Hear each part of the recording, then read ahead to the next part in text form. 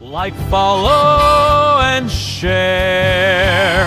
Lycoming, you heard, we dare. Pulses of the port, why do people leave? Crank up the truth with Beth and Steve.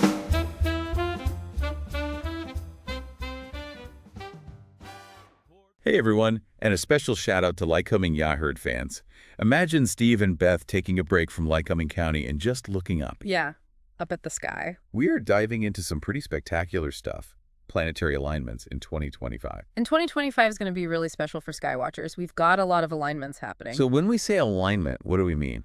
Well, it doesn't mean they're in a straight line. Like a conga line. Not exactly. A true planetary alignment is when the planets are gathered on one side of the sun. Cool. But what we see is called a planetary parade, and that's what's going to be so eye-catching in 2025. So multiple chances to catch these parades, right? And some with a lot of planets. Absolutely. Let's start with January 21st. Mark your calendars. That evening, just after sunset, you should be able to see 6 planets clustered together in the sky. 6. Wow. Mars, Jupiter, Uranus, Neptune, Venus, and Saturn. Wow, that's amazing. But wait, there's an even bigger one, right? I heard whispers of 7 planets. You heard right. February 28th. Mercury joins the party, making it a 7-planet alignment. Okay, now that's a cosmic event. It's been over 1,000 years since something similar. Wow.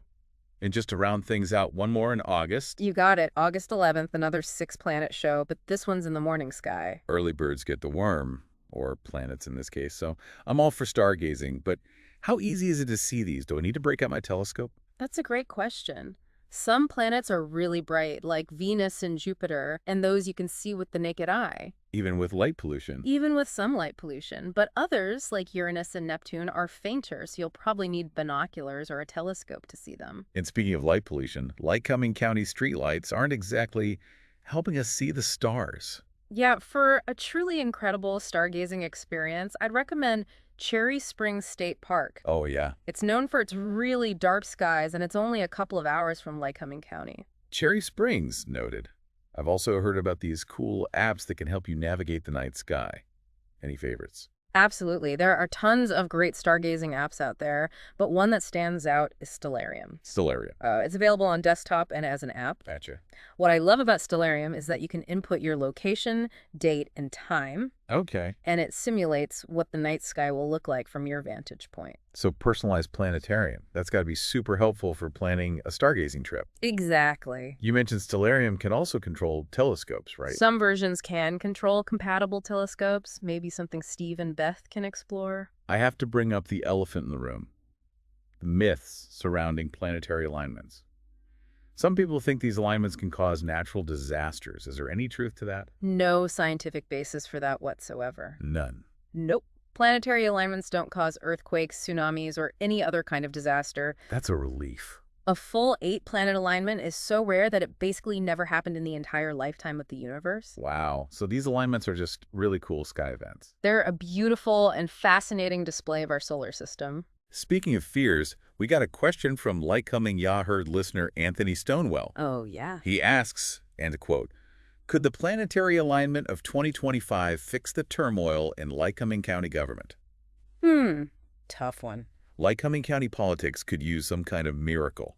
These alignments don't have magical powers to fix political issues. No. They're just beautiful celestial events. So if planetary alignments can't fix our local government, what can? Maybe that's a topic for Steve and Beth's next podcast. For now, let's focus on the sky. You know, even though these alignments are relatively rare, there's still a lot of variation in how they appear from different locations on Earth. So like someone watching from, say, Tokyo might see the planets clustered a bit differently than someone watching from Williamsport. Exactly. Even the angular separation between the planets, like how spread out they look, can change a bit depending on where you are. That's another reason why using a stargazing app like Stellarium is so helpful. It's like a personalized sky map. So it's not just looking up on the right date. Yeah. You really need to do a little planning to get the best view. Right.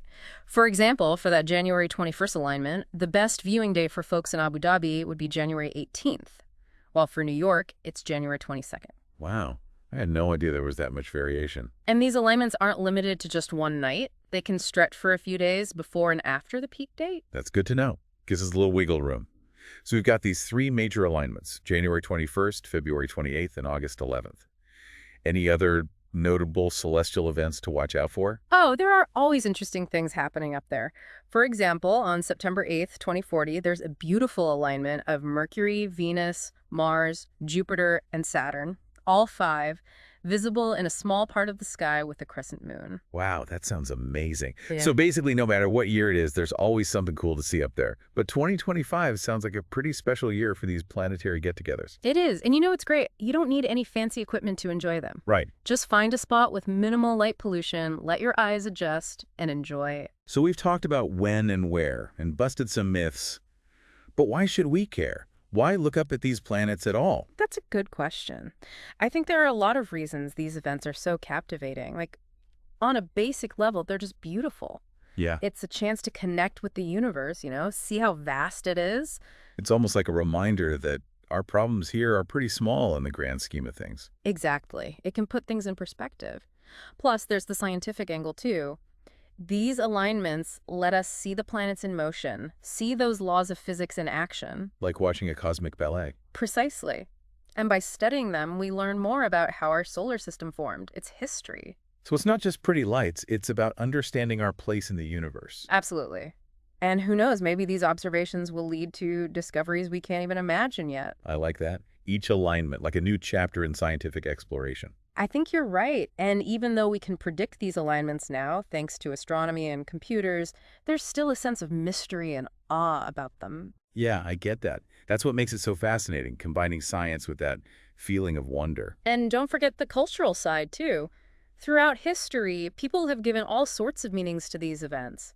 Myths, legends, even religious beliefs. It's like we've always looked to the stars for guidance, for inspiration. Yeah. Whether we're looking for knowledge, for spiritual stuff, or just to be amazed, the sky has something for everyone.